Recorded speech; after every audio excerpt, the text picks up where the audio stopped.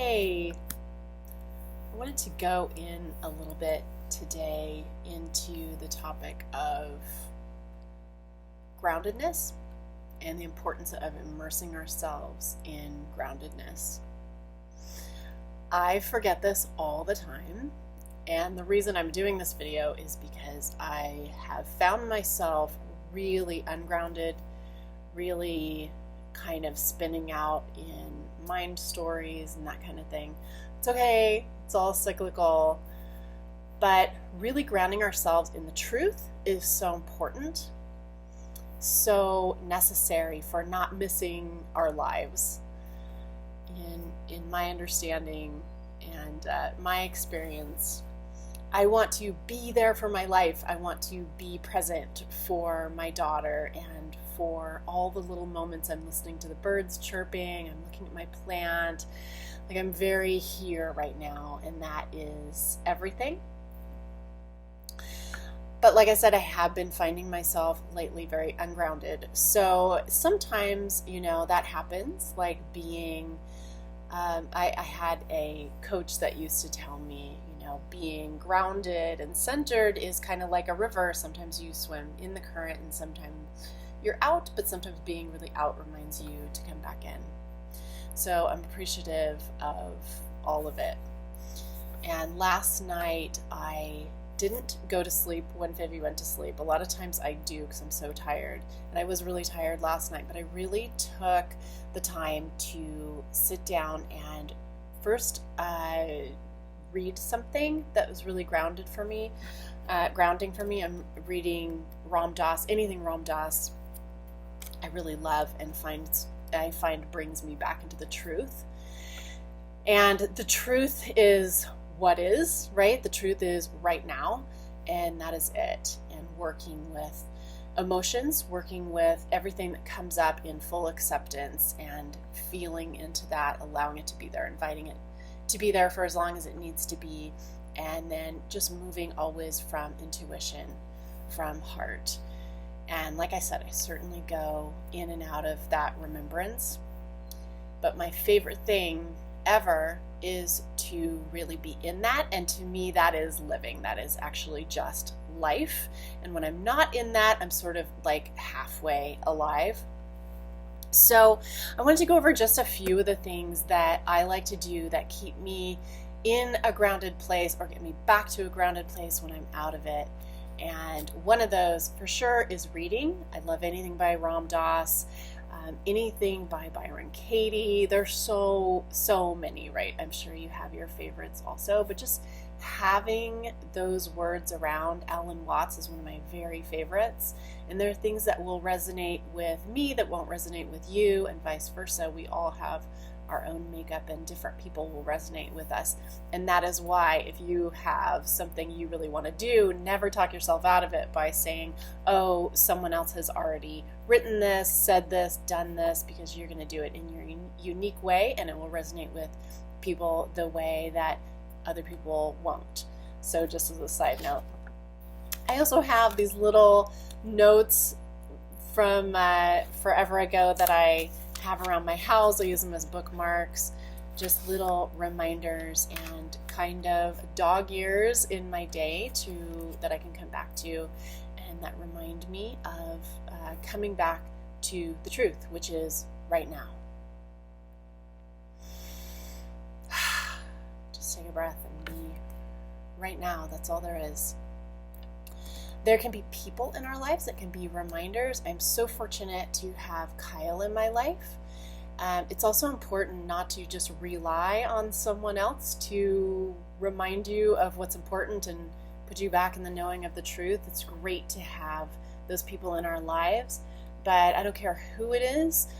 Sometimes you both could be triggered this at the same time, or you're not able to be in contact with that person, or whatever reason. You definitely want to have, a variety of kind of hooks for you to come back into the now. All of these are just tools, but I find really immersing myself in the world that reminds me of the truth is so supportive and important. So definitely people in your lives, even if it's someone you can shoot off a text to, even if they don't respond, they just kind of remind you of the space that is the truth and where you are wanting to come from. So, because it's so obvious when we're not coming from that space, but not always obvious to us in the moment. So all these reminders are really helpful. For me, having like live plants around reminds me, okay, nature, we are both the same thing. I mean, everything is the same thing, right? And present or not present is also, in a sense, the same, but I certainly enjoy my life so much more and want to be in that now presence. And there are people who will tell you, you can't ever be out of the now, which is absolutely true. I'm 100% with them on that, but you can be in the now with an awareness, and you can cultivate more of that awareness, or you can be in the now with kind of a fuzzy awareness, or not much of awareness, or none at all. So I know what I prefer, and I really love my life, and I don't want to miss it, particularly with my daughter. So the biggest thing for me is meditation, and all of these other things remind me to be in a meditative state, act in a meditative state as I'm doing anything, but they are really supportive. But meditation in general is, for me, the fastest and deepest way to connect with the truth of the now and the truth of what's happening in my body, which are both the same thing. So I have my meditation cushions right here, and actually every morning it's Vivi's job to get out the meditation cushions, and then we sit down and we do a little meditation. And I was just thinking I want to do a video of that meditation, because it's very simple, but it's also very deep and helps us start our day in that place of presence with each other and love. So that's one that's huge for me. Another one that's massive for me is having enough time to have some silent time with myself, whether that's reading, whether that's meditation, whether that's just sitting and looking at a wall, whatever that is, that I personally really need that time of silence and just space where my attention isn't being taken up by something else. And that is really challenging for those of us who are parents of small children in particular. This being my second round of this, I know how important it is to carve out those little periods of time, even if it's a short period of time, to really ground back in, ground back into the moment, and then bring that to your parenting. It's really, really, really easy not to do that. It's really easy to think that focusing on our children 100% of the time would be more valuable or more important. But for me, I kind of start coming up against a wall within myself when I'm just, I'm depleted. And I think that's true for most people. But coming back to that space of groundedness makes me 1,000 times better parent than if I don't take that time. And Vivi needs time away from me too. Parents remember how important that is too for our children to develop relationships with other people and to have experiences away from us as well, and really develop that sense of security and competence that they really need, especially when they're just developing and forming that independence. So give yourself permission to do that. One of the ways that I use to ground is eating raw food. For me, that is the ground floor of why I do that. Absolutely, it makes me healthy and makes my body operate optimally, which is part of it, right? I'm removing blocks to the truth. I'm removing blocks that take my attention away from the truth of now. And one of those is removing pain, removing dysfunction from my body, removing inflammation. So eating a raw food diet for me is massively grounding and serves that purpose for me. This morning, however, I gotta tell you, I was making my juice and I'm like, I don't want to make a video before I make my juice, but I was really excited to make this video, and I found myself just rushing through the process of making a juice.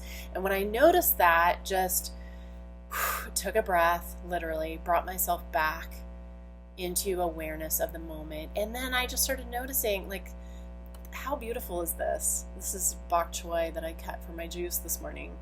And it's just gorgeous. It's like a rose. Isn't that beautiful? And just being present for those little things and noticing those little things. It doesn't have to be something beautiful, you know. It can be something heart-wrenching, or it can be an emotion in yourself that has been causing you so much pain, but there's a beauty in that pain. And like my favorite movie of all time, thank you Mirzogi for showing me this movie. My favorite movie of all time is Guy Ritchie's movie Revolver. It's all about consciousness. I highly recommend it if you haven't seen it. But one of the lines in that movie is so key, and there are many of them, but one says, "Embrace the pain and you will win this game." If you can embrace all pain, whether it is boredom, inattention. I experience so much pain when I am out of the moment and then realize it. That's one of the reasons I deleted Facebook this week, because the pain of being out of the moment and out of awareness of the now there's a huge discrepancy there between what it feels like to me to be aware in the moment and what it feels like to have come back from being just gone on looking at people's Facebook feeds. And that just happens to me, and I'm just admitting in my life in places that I do not have that strength of presence, and either eliminating them, or if I can't, like really working with them, because those are pain points as well and can be embraced and worked with. I also really believe and see the truth of Alan Watts using the example of water running downhill.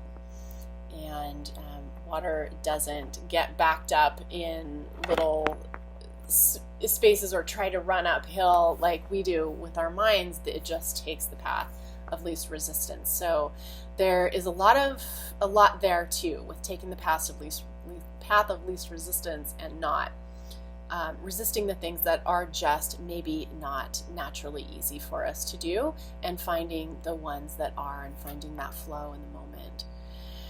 So yeah, embrace the pain and you will win this game. I think that's it right there. And being in the now, being aware non-judgmentally of what's happening in us, or if we have the judgment, to be aware of the judgment, and really being in the space of that observer. Not that it is not all one, it certainly is. It's like gradations, but having the awareness there and having the space, practicing, being in the practice of having the space and being the space, so that we can be there for the pain, be there for all of it. And like I said, pain can be the smallest thing. It can be a slight irritation. It can be just a moment's inattention, or it can be a massive heartbreak or death of someone that we love and miss in our lives. It can be anything, any kind of pain. To embrace that pain is to be with what is, and is freedom. So that's it for me. I think that feels done. So I love you guys. Bye.